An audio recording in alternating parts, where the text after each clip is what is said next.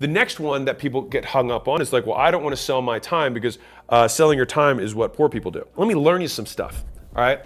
Which is every single person on planet Earth earns money per hour.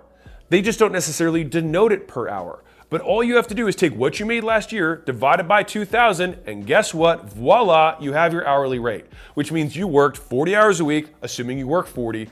And so even if you work project-wise, you spent a certain amount of time on that project and you were remunerated, little fancy word. You got paid based on that work. And so even something like an investment where people are like, well, investors don't trade their time for money. Of course they do.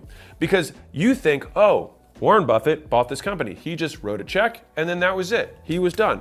But what we're not taking into consideration is the amount of analysis that he does on macro markets, the amount of research that he's doing on a regular basis, the 1,000 other deals that he did all the due diligence on, then to say no, to only decide to do this one deal. So when you take all of that work in aggregate, for sure he's working. Now, after he makes the investment, assuming he has no effort inside of it, which isn't always true, but assuming he had none, then at that point, he would get increasingly larger returns, but still on a fixed amount of time that he put in. So the proof point is you live in time and you earn money in time, which means everyone has an hourly rate.